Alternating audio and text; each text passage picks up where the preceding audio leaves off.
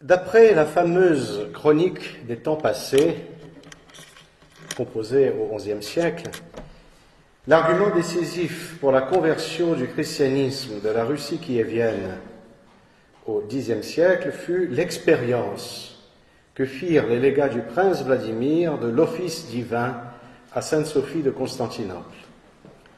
Le culte y était célébré en grec, une langue que les légats ne comprenaient certainement pas. Mais malgré cela, ils revinrent chez leur prince en affirmant « Nous ne savions plus si nous étions au ciel ou sur la terre, car il n'y a assurément nulle part une telle splendeur ou beauté sur terre. Nous ne pouvons pas la décrire. La seule chose que l'on sache, c'est que Dieu habite là, parmi les hommes, et que leur office surpasse tous les autres cultes. Nous ne pouvons oublier cette beauté. »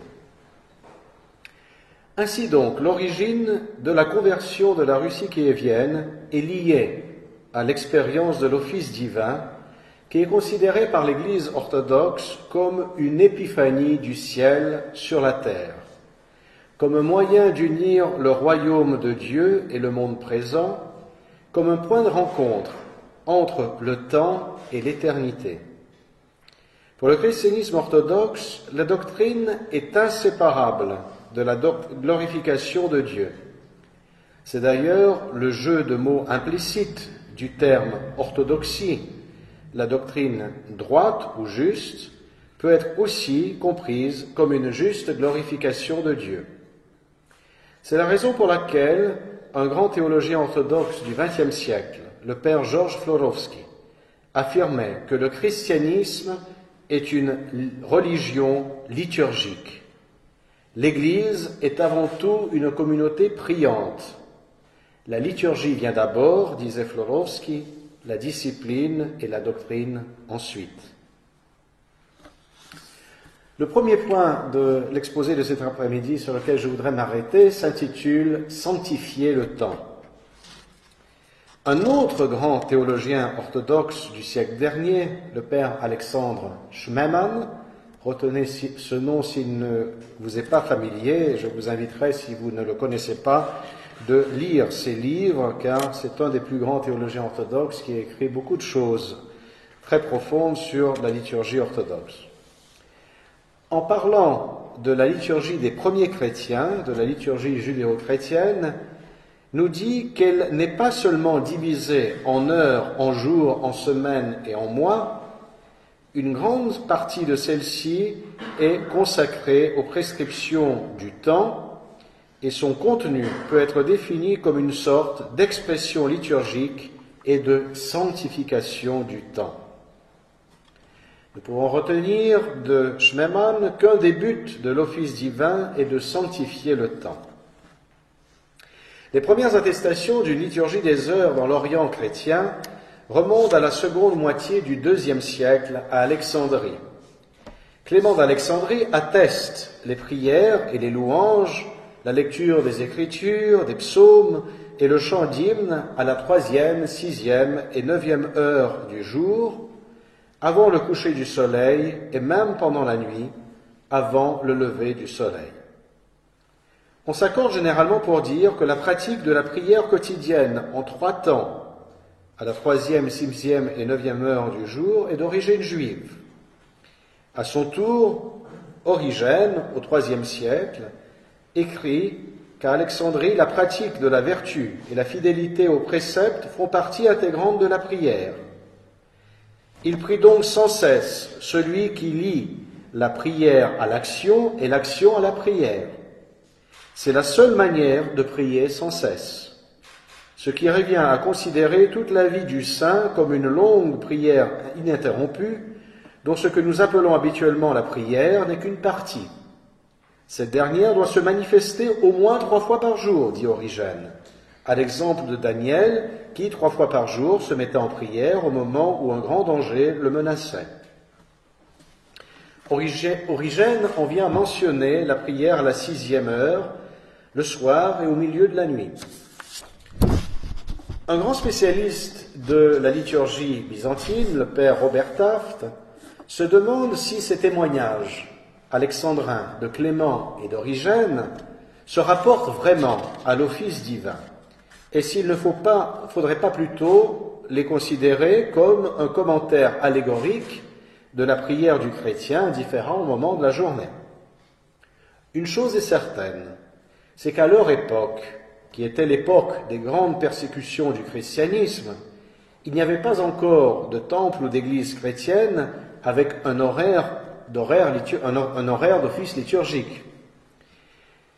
Et à cette époque, les chrétiens se rassemblaient la plupart du temps à leur domicile pour prier.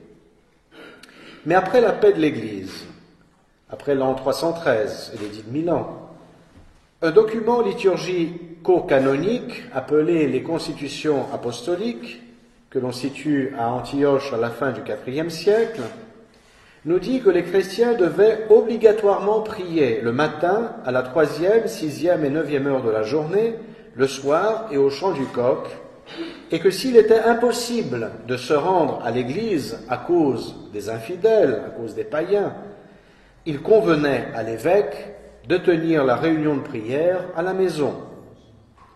Éventuellement, disent les constitutions apostoliques, si vous ne pouvez pas vous rassembler dans une maison ni à l'église, que chacun chante, lise et prie chez lui, ou bien à 2 ou 3 ensemble. Ce document ordonne également à l'évêque de rassembler l'église chaque soir et chaque matin pour un office composé de psaumes et de prières appropriées. Ainsi naissait l'office des heures, non pas dans un cadre monastique, comme on a trop souvent tendance à le penser, mais dans le cadre de l'église locale, de l'assemblée des fidèles réunis par leur évêque. À la même époque, donc nous sommes à la fin du IVe siècle, à Jérusalem, selon le témoignage d'une pèlerine occidentale appelée Égérie, était célébrée une liturgie quotidienne à l'Anastasis, c'est-à-dire l'église du Saint-Sépulcre, à laquelle participaient, nous dit Égérie, moines et vierges, et pas seulement eux, mais aussi les laïcs, hommes et femmes, et qu'assuraient des diacres, des prêtres et l'évêque du lieu. Celle-ci commence chaque matin avant le chant du coq, se poursuit le matin, puis recommence à la 6e et à la 9e heure du jour. À la 10e heure du jour a lieu l'office du soir, le lucernaire, durant lequel on allumait les flambeaux et les cierges et qui se terminait au crépuscule. Ces offices étaient composés de psaumes, d'antiennes, d'hymnes et de prières, et les jours de fête, on lisait les Écritures. La pratique liturgique de l'Anastasis de Jérusalem deviendra très vite un modèle pour la liturgie des autres centres chrétiens, tels Rome et Constantinople, et influencera de cette manière la liturgie byzantine. Les vêpres et les matines étaient les piliers du cycle liturgique de Sainte Sophie de Constantinople. Les vêpres et les matines étaient célébrés quotidiennement et jouaient un rôle majeur dans la vie liturgique de la capitale, en jalonnant sans interruption pendant toute l'année la journée liturgique des anciens byzantins.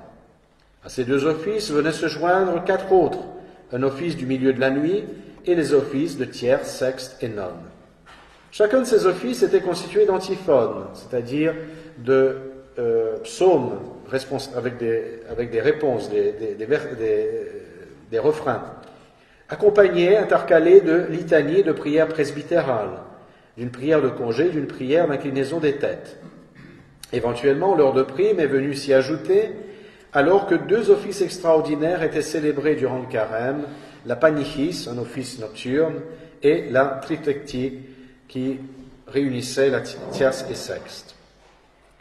Si Jérusalem influença les grandes cités chrétiennes, il est évident qu'elle influença également le centre monastique majeur de Palestine, la laure de Saint-Sabas, un monastère fondé à la périphérie de Jérusalem au Ve siècle par un moine de Cappadoce acclimaté en Palestine, Saint Sabas le Sanctifié, qui eut une influence décisive sur le destin de la liturgie byzantine. La tradition veut que ce monastère ait accueilli au 7e et 8e siècle Saint Jean Damascène, qui fut par ailleurs prêtre à l'Anastasis, ce qui vient renforcer le lien étroit qu'entretenaient ces 2 sanctuaires. La vie de saint Sabas nous apprend que les novices apprenaient par cœur, lors de leur entrée au monastère, le psautier, de même que ce qu'il appelle le canon de psalmodie, qu'ils devaient accomplir quotidiennement. Lorsque saint Sabas recevait des séculiers désireux de faire le renoncement, écrit Cyril de Cytopolis dans son récit hagiographique sur saint Sabas, ce dernier ne les laissait pas habiter au Castellion ni dans une cellule à la Laure, mais avait fondé un petit cénobium au nord de la Laure et avait installé des hommes endurcis à l'ascèse et vigilants.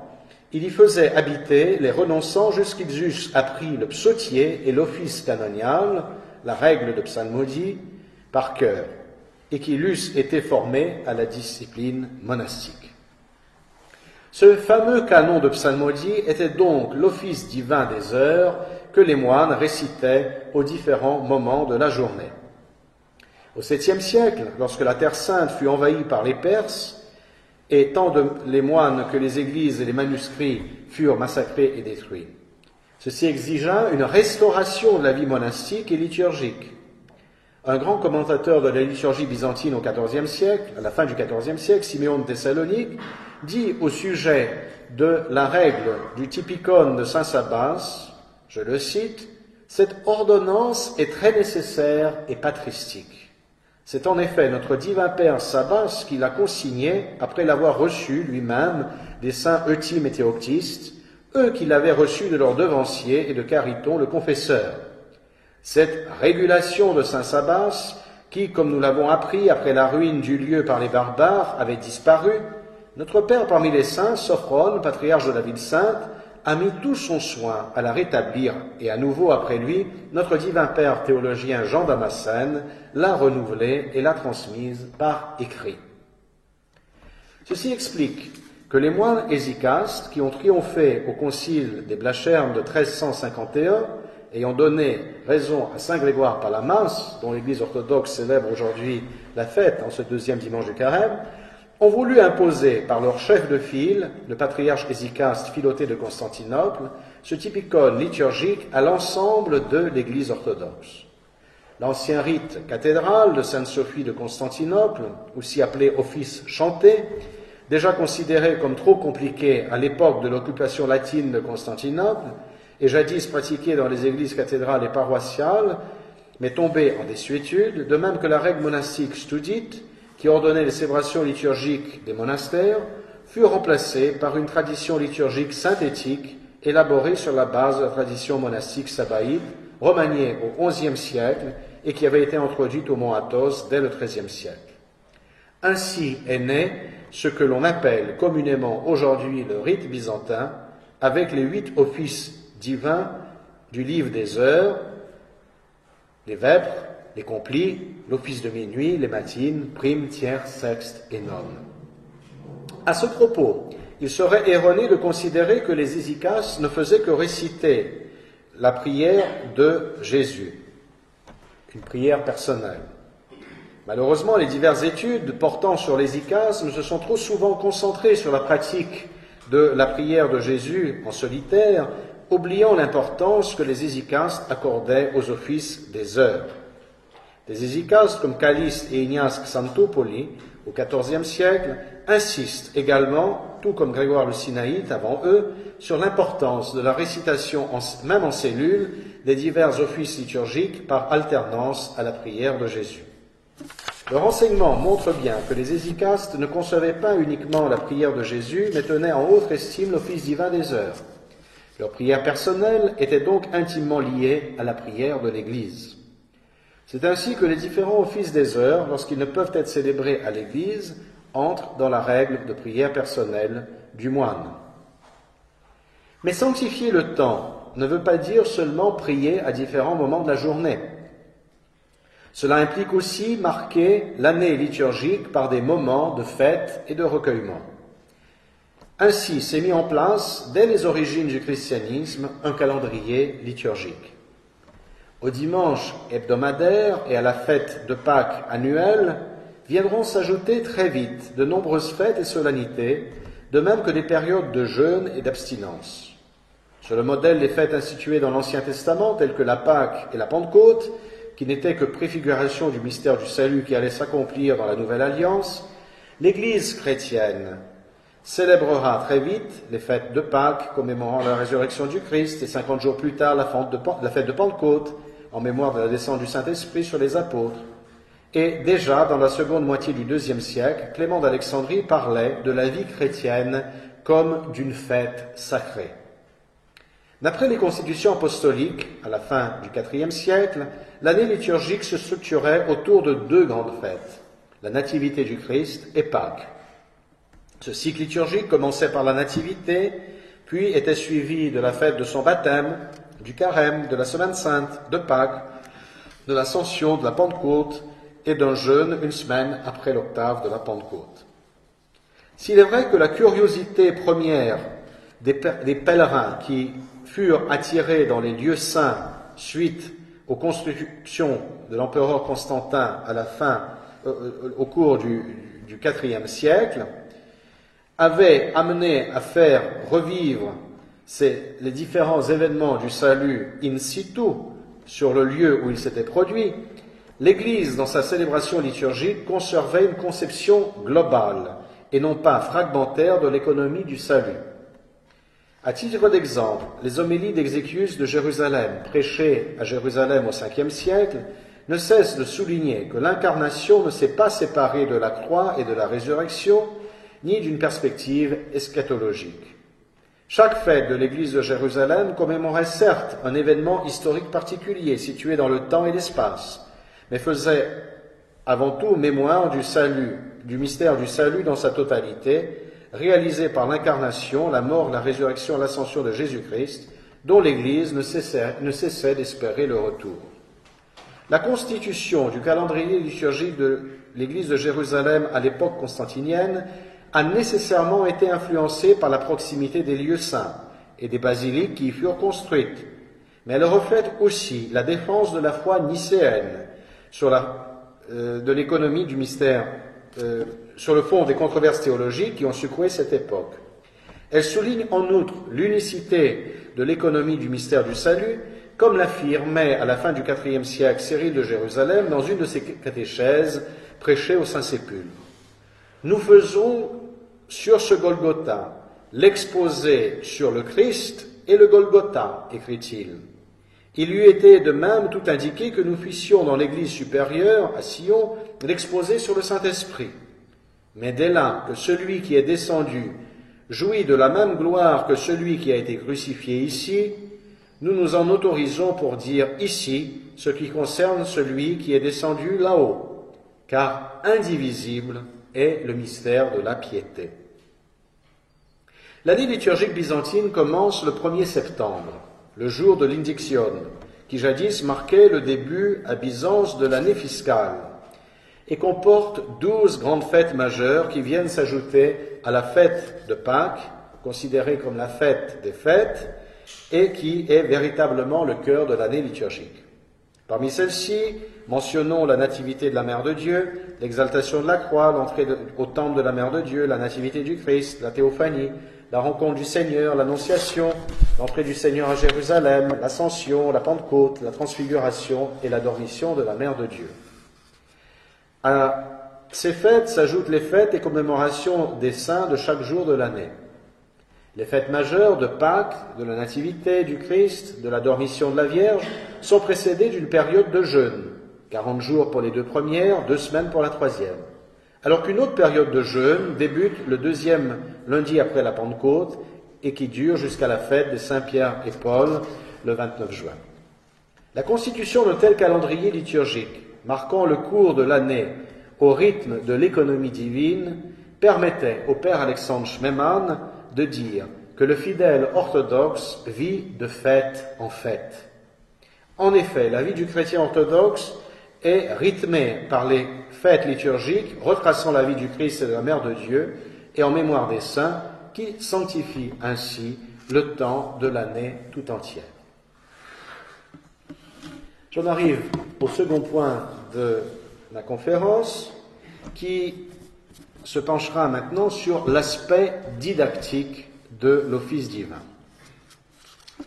Le but de la célébration liturgique n'est pas seulement la louange de Dieu, mais aussi l'édification spirituelle des croyants. C'est dans ce sens qu'à partir du XVIe siècle, la réforme protestante a concentré son culte sur la prédication, c'est-à-dire l'enseignement biblique. Mais il ne faut jamais oublier que la Bible, telle qu'on la connaît aujourd'hui et telle qu'on peut la lire, n'est pas tombée du ciel. Certes, elle est un livre inspiré, ou plutôt une collection de livres, au pluriel, inspirés. Mais ces livres furent rédigés pour le peuple de Dieu par les personnes appartenant à l'Église. Les livres du Nouveau Testament furent tous écrits au sein de l'Église et pour l'Église. Et c'est par l'Église qui, au IVe siècle, a défini définitivement le canon des Écritures, c'est-à-dire la liste des livres qui en font partie, que nous a été transmis aujourd'hui la Bible que nous connaissons. Dans l'Église des premiers siècles, les évangiles et les épîtres apostoliques devaient être lus lors des assemblées eucharistiques, lorsque les baptisés étaient rassemblés pour rompre le pain pour la liturgie. D'ailleurs, les exégètes contemporains ont montré que plusieurs passages du Nouveau Testament, en particulier des épîtres pauliniennes, sont en fait des hymnes liturgiques. C'est aussi la raison pour laquelle les premiers manuscrits des textes bibliques sont en fait des lectionnaires, c'est-à-dire des recueils de passages bibliques devant être lus à l'office divin pour les différents jours du calendrier liturgique. Nous devons toujours avoir à l'esprit que bien avant l'imprimerie, les chrétiens en tant qu'individus n'avaient pas accès aux textes bibliques, alors transmis par des manuscrits qui se faisaient rares car dispendieux, et qui étaient la propriété de la communauté chrétienne. Ainsi, la lecture des Écritures, suivie de son commentaire, était faite durant le culte. Tertullien, un écrivain de langue latine du nord de l'Afrique, à la fin du IIe siècle, atteste cela dans son Apologeticum lorsqu'il décrit la bonne tenue des assemblées chrétiennes. Il dit « Nous nous assemblons pour la lecture des Écritures saintes. Si le cours du temps présent nous oblige à y chercher soit des divertissements pour l'avenir, soit des explications du passé, au moins par ces paroles saintes, nous nourrissons notre foi, nous relevons notre espérance, nous affermissons notre confiance et nous resserrons aussi notre discipline en inculquant les préceptes. C'est dans ces réunions encore que se font les exhortations, les corrections, les censures au nom de Dieu. La lecture de l'Écriture, de la Bible, suivie de son commentaire, faisait donc partie des assemblées liturgiques. Jusqu'à nos jours, l'Église orthodoxe transmet à travers la liturgie les passages les plus significatifs qui sont répartis par son lectionnaire tout au long de l'année liturgique. L'ensemble du Nouveau Testament, à l'exception de l'Apocalypse, est lu sur une année à la divine liturgie. Le typicon de saint Sabas, à la base de l'ordonnance des offices liturgiques de l'Église orthodoxe, prévoit même de lire les 4 évangiles en entier aux heures lors des 3 premiers jours de la grande semaine. Les passages les plus importants de l'Ancien Testament, en lien avec l'histoire du salut, sont lus aux vêpres, la veille des grandes fêtes, et chaque soir du carême. Le psautier tout entier est lu 1 fois par semaine aux vêpres et aux matines, et il est lu même 2 fois par semaine lors du grand carême. Il ne faut pas oublier que les psaumes, qui constituent non seulement les prières du peuple juif, mais aussi constituaient celles des premiers chrétiens, forment, avec les cantiques bibliques de l'Ancien et du Nouveau Testament, la structure permanente des différents offices liturgiques de l'Église orthodoxe. On pourrait dire que la langue de la liturgie orthodoxe est la langue biblique. À titre d'exemple, on a calculé qu'il y avait dans le seul texte de la divine liturgie eucharistique 98 citations de l'Ancien Testament et 114 citations du Nouveau Testament, en dehors des lectures elles-mêmes. Mais l'office divin de la tradition byzantine ne fait pas que transmettre le texte biblique, mais transmet également l'enseignement de l'Église. Comme l'a rappelé le métropolite Callistos de Dioclée dans son fameux livre « L'orthodoxie, l'Église des 7 conciles », si vous n'avez pas lu ce livre, c'est un autre livre que je vous suggère de lire sur l'orthodoxie. ce dernier dit « Certaines doctrines qui n'ont pas été définies officiellement sont soutenues par l'Église avec une conviction intérieure si évidente et une unanimité si sereine que cela équivaut largement à une définition explicitement formulée. Cette tradition intérieure, mystérieusement transmise, est conservée surtout dans les célébrations de l'Église. Lex orandi, lex credendi, notre foi s'exprime surtout à travers notre prière. Ceci explique aussi pourquoi les pères de l'Église ne voyaient aucune difficulté à recourir à des textes liturgiques pour défendre leur opinion ou leur position théologique. L'exemple le plus connu est celui de saint Basile de Césarée, au IVe siècle, qui, voulant défendre la divinité du Saint-Esprit contre les pneumatomaques qui la contestaient à la veille du deuxième concile écuménique de 381, n'hésita pas à recourir à l'antique hymne chrétienne chanté au lucernaire, à l'office du soir, au moment où l'on allumait les lampes et les cierges au coucher du soleil, le fameux Phos Hilaron, lumière joyeuse. Une hymne qui est d'ailleurs chantée jusqu'à nos jours, chaque soir, au vêpres dans l'Église orthodoxe. Saint Basile le Grand écrit « Il a paru bon à nos pères de ne pas recevoir en silence la lumière du soir, mais de rendre grâce dès qu'elle brille. Quel est pourtant, prononce l'antique, quel est le père de ces paroles de l'action de grâce du lucernaire, nous saurions le dire. Le peuple pourtant prononce l'antique formule, et personne n'a jamais pensé qu'il était impie de dire, et c'est là qu'il cite l'hymne, nous louons le Père, le Fils et le Saint-Esprit, Dieu. Donc, l'argument de Basile, puisque l'hymne liturgique loue le Saint-Esprit comme Dieu depuis l'Antiquité chrétienne, qui oserait douter de la divinité du Saint-Esprit? Ainsi, la révélation de Dieu est préservée à travers la liturgie. Ceci implique que la liturgie est le premier interprète de l'Écriture sainte. À travers ses hymnes et ses prières, l'office divin ne cesse de commenter le texte biblique en donnant une interprétation orthodoxe. Et chaque passage de l'Écriture peut ne pas être interprété d'une seule façon particulière, mais parfois de plusieurs façons, qu'elles soient historiques, spirituelles ou morales.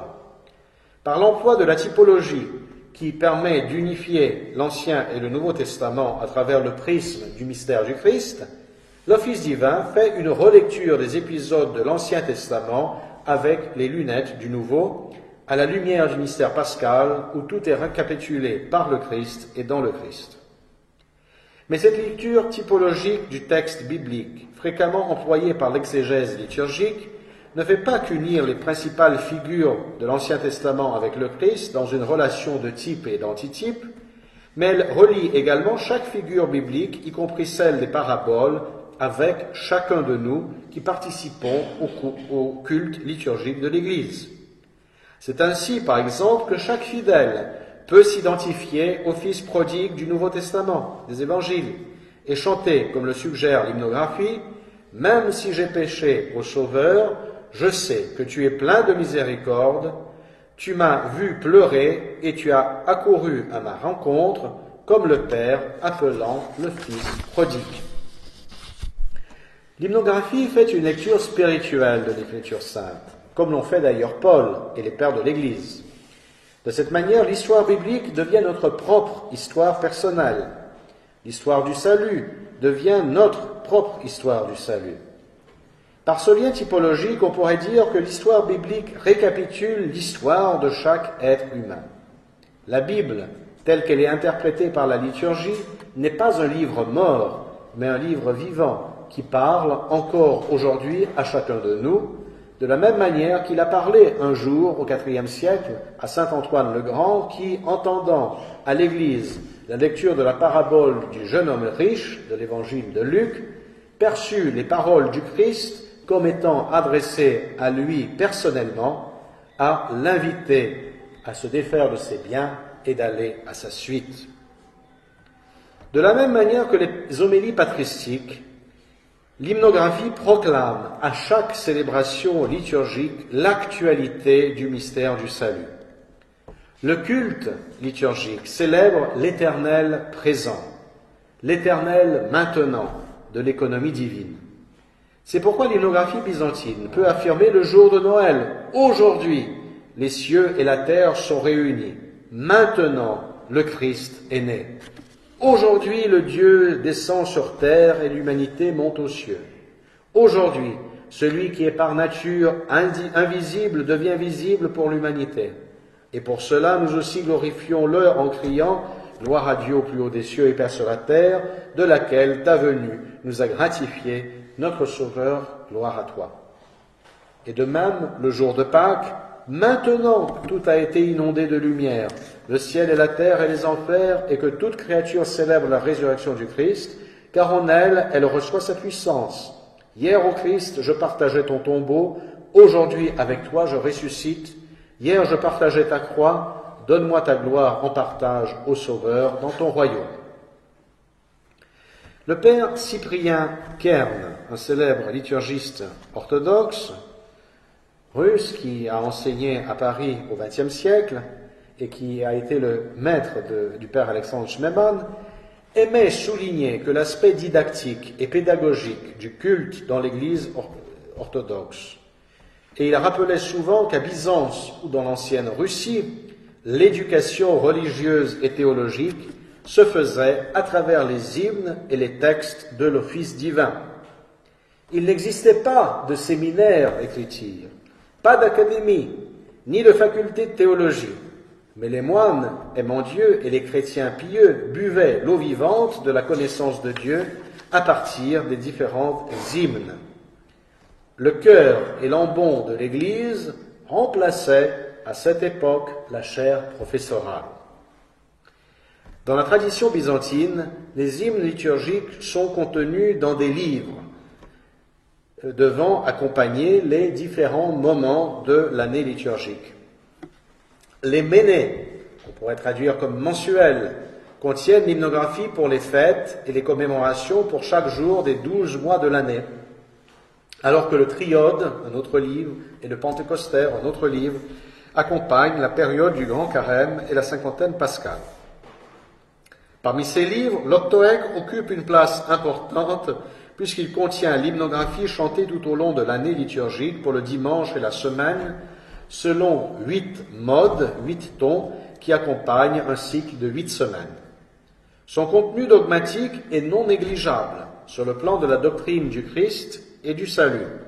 Et cela n'est pas surprenant si l'on accepte l'attribution traditionnelle de ce livre liturgique à un grand théologien de l'Église, Saint Jean Damascène. Et oui, Saint Jean Damascène n'a pas été seulement un théologien auteur de traités théologiques, ni un prêtre auteur d'homélies, mais aussi un hymnographe, un poète. Toutefois, il convient de remarquer que la découverte et la publication récente du vieil hymnaire de Jérusalem sont venus apporter un éclairage nouveau sur la question. Le plus ancien octoèque que nous possédons aujourd'hui est une version géorgienne de l'ancien hymnaire de Jérusalem qui peut être daté du 5e siècle.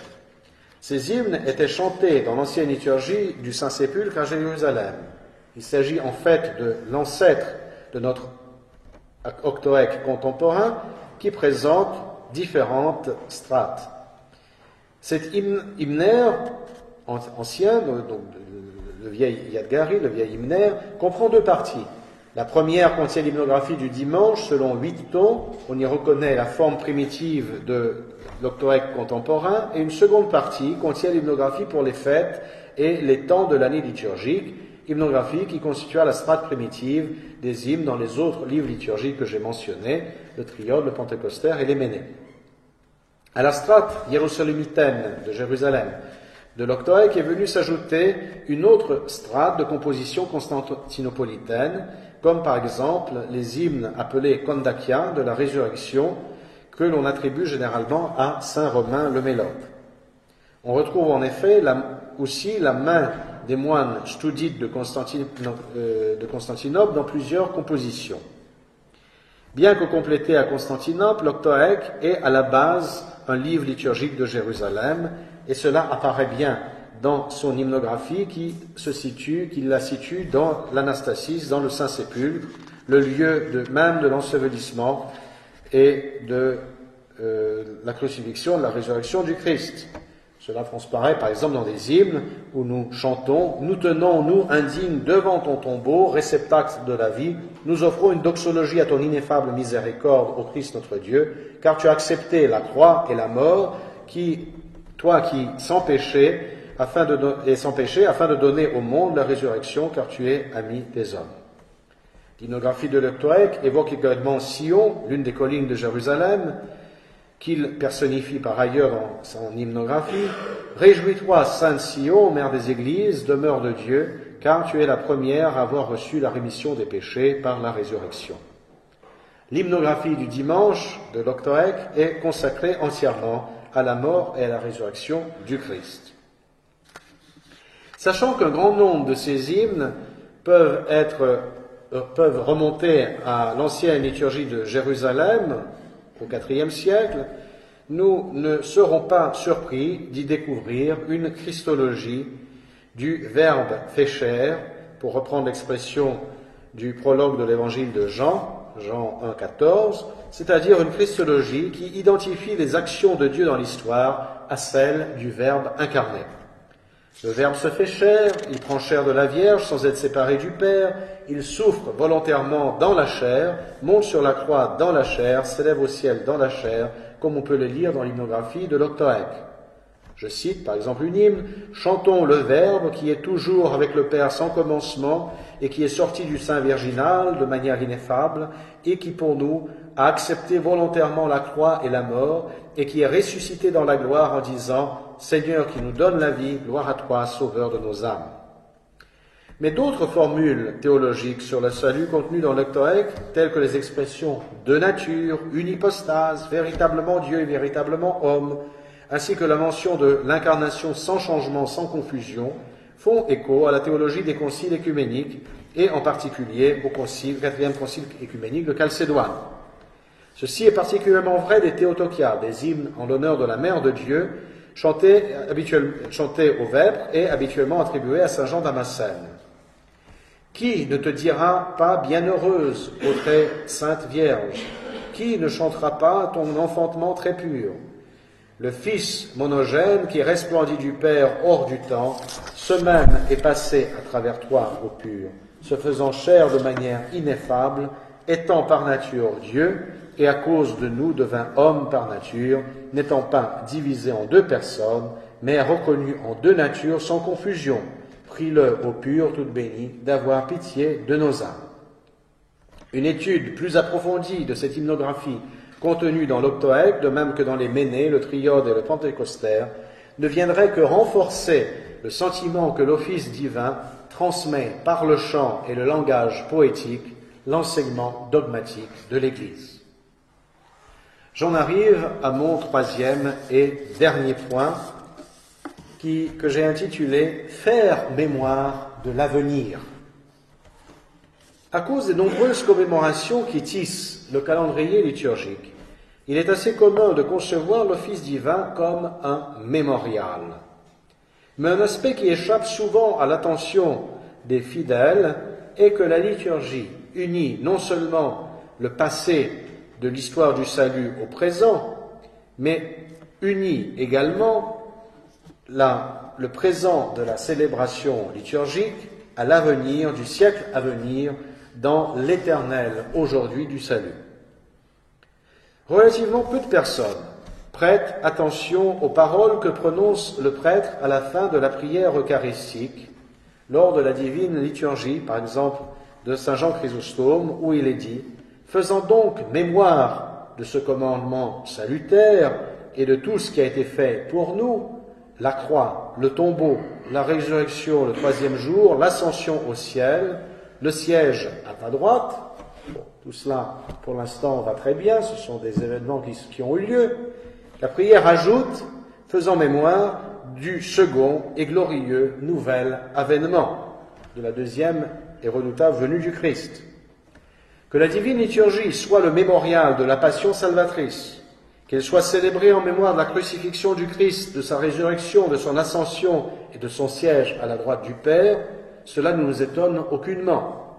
Mais comment est-ce possible, durant la liturgie, de faire mémoire du second avènement alors qu'il n'a pas encore eu lieu, et que nous, en tant que chrétiens, attendons et espérons? Le père Alexandre Schmemann, dans le 10e chapitre du dernier livre qu'il composa dans sa vie, peu de temps avant sa mort, et qui porte sur l'Eucharistie, a montré le sens profond de ces mots. Il a insisté sur le fait que trop souvent le chrétien n'accorde pas suffisamment de sens au fait de commémorer. Nous savons que l'anamnèse, le fait de faire mémoire, est une partie de chaque prière eucharistique. Mais malheureusement, on la comprend généralement comme un mémorial de l'événement passé, de l'histoire du salut, se souvenir de la création, de la chute, de la loi de l'Ancien Testament, de l'incarnation, de la passion salvatrice. Or, la plus grande contribution d'Alexandre Schmemann à la pensée liturgique du XXe siècle est justement d'avoir souligné la dimension eschatologique de la liturgie, c'est-à-dire que la liturgie nous ouvre vers le siècle à venir, nous ouvre les portes du royaume de Dieu. La liturgie n'est pas un simple mémorial ou une actualisation du passé. La liturgie ne nous fait pas que revivre des événements importants de l'histoire du salut, comme la nativité du Christ, de son baptême, sa rencontre avec l'ancien Siméon au temple, sa transfiguration, sa crucifixion, son ascension, la descente du Saint-Esprit. Mais dans la liturgie, célébrée ici et maintenant, le passé, le présent et l'avenir sont liés de manière mystérieuse. Chaque célébration liturgique ou sacramentelle ne fait pas qu'unir des événements du passé, mais elle nous en rend témoins, mais aussi elle nous transporte aussi vers l'avenir, nous faisant communier au royaume des cieux. C'est pour cette raison que Schmemann aimait rappeler que la divine liturgie, comme d'ailleurs les sacrements du baptême et du mariage, débute par l'exclamation du prêtre « Béni soit le royaume du Père et du Fils et du Saint-Esprit, maintenant et toujours et dans les siècles des siècles. » Pour cette raison, Schmemann insiste dans le 10e chapitre de son livre sur l'Eucharistie sur le fait que par l'action de grâce, nous offrons dans le sacrifice eucharistique, n'oublions pas que le terme Eucharistie veut dire précisément faire action de grâce, nous offrons à travers le sacrifice eucharistique, à travers cette célébration, l'assemblée ecclésiale s'élève jusqu'à l'autel céleste et de ce fait, l'Eucharistie est vraiment le sacrement du royaume de Dieu. De là, nous percevons le véritable sens de la commémoration liturgique. En faisant mémoire de tout ce qui a été accompli en Christ, il nous est donné de faire l'expérience du royaume de Dieu.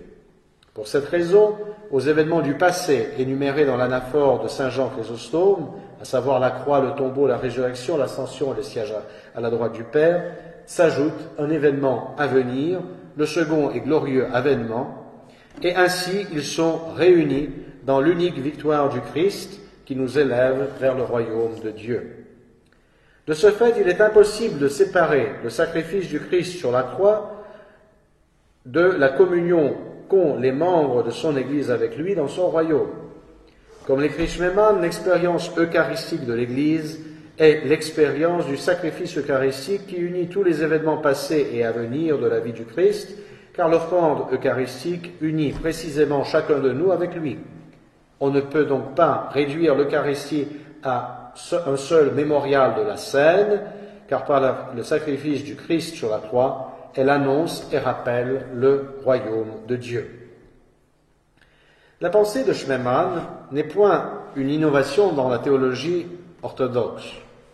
6 siècles avant lui, Nicolas Cabasilas, XIVe siècle, insistait sur le fait que l'Eucharistie n'est pas une figure ou une image de sacrifice, mais un sacrifice véritable. Comment est-ce possible si le Christ a été offert en sacrifice une fois pour toutes, alors que l'Eucharistie est célébrée un nombre innombrable de fois dans l'Église, que ce soit chaque semaine, comme c'est souvent le cas dans une paroisse, ou plusieurs fois par semaine, ou plusieurs fois par jour, comme c'est le cas dans les monastères. C'est la question qu'avait posée Cabasilas 2 siècles avant la réforme protestante. Et il était arrivé à la conclusion suivante. L'Eucharistie, pour Cabasilas, est un sacrifice véritable, non pas parce que le pain et le vin sont sacrifiés, mais parce que pendant la prière eucharistique, par l'action du Saint-Esprit, le pain et le vin sont changés en corps et sang du Christ, qui est l'unique sacrifice. Il est intéressant que pour Cabasilas, à la différence de la prière eucharistique, il est intéressant que Cabasilas arrête son énumération aux événements de l'histoire du salut qui se sont passés sur l'ascension et sur le siège à la droite, sans mentionner, peut-être par sourcil de réalisme historique, le second et glorieux avènement.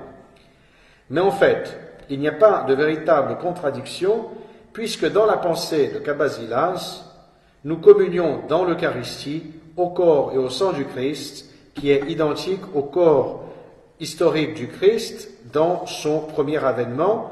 Et puisque nous croyons que le Christ qui vient, celui dont nous attendons le second avènement, est le même que celui lors du premier avènement, eh bien, nous pouvons considérer, en suivant la pensée de Cabasilas, que le pain et le vin dans l'Eucharistie sont en même temps le corps et le sang du Christ qui vient dans le second avènement. Il n'est donc pas surprenant que la prière de l'anaphore fasse mémoire de son second et glorieux avènement. À la différence des interprétations tardives de la liturgie, qui expliquent souvent la liturgie céleste du point de vue de la liturgie terrestre, comme cela peut apparaître sur certaines représentations iconographiques à partir du XIVe siècle, qui nous montrent par exemple le Christ revêtu de vêtements épiscopaux, portant une mitre, et qui figure les anges revêtus d'ornements liturgiques des diacres et des prêtres, donc la liturgie céleste à l'image de la liturgie terrestre. Eh bien, l'antique liturgie de l'Église a toujours essayé de transposer sur terre la liturgie céleste et de reproduire l'incessante doxologie des anges dans le royaume de Dieu, comme l'attestent des événements anciens de la divine liturgie, tels que le Sanctus de l'anaphore, Saint, Saint, Saint et le Seigneur Sabaoth. Nous chantons cela durant la liturgie eucharistique parce que c'est le chant incessant des anges aux cieux, donc liturgie terrestre à l'image de la liturgie céleste, ou bien encore le Trisagion, Saint Dieu, Saint fort, Saint immortel, aie pitié de nous, ou encore l'hymne des chérubins chanté pendant la grande entrée, alors que les dons sont amenés en procession et déposés sur l'autel. Si la liturgie est célébrée pour nous, qui habitons ici sur terre, les êtres humains les terrestres, dans le temps et l'espace, eh bien, par sa dimension mystique, elle nous unit aux puissances célestes et nous transpose dans l'éternité du royaume de Dieu. Il n'est donc pas surprenant qu'en faisant l'énumération des événements de l'histoire du salut, la croix du tombeau, la résurrection, l'ascension, le siège à la droite du Père, la prière de l'anaphore de Saint Jean Chrysostome ose mentionner également le second et glorieux avènement du Christ. Ainsi, la divine liturgie en particulier et l'office divin en général, dans la tradition byzantine de l'Église orthodoxe, unit le passé avec l'avenir, ce qui est éphémère à ce qui est éternel, ce qui est terrestre avec ce qui est céleste. Il n'est donc pas surprenant que le légat du prince Vladimir, qui assistèrent à l'office divin à Sainte-Sophie de Constantinople, à un moment de la seconde moitié du Xe siècle, firent cette expérience de l'éternité, ne sachant plus s'ils étaient au ciel ou sur la terre. C'est encore cette expérience que transmet l'office divin dans la tradition byzantine, qui, tout en voulant sanctifier le temps et transmettre l'enseignement de l'Église aux croyants, leur procure déjà ici sur terre un avant-goût du royaume de Dieu.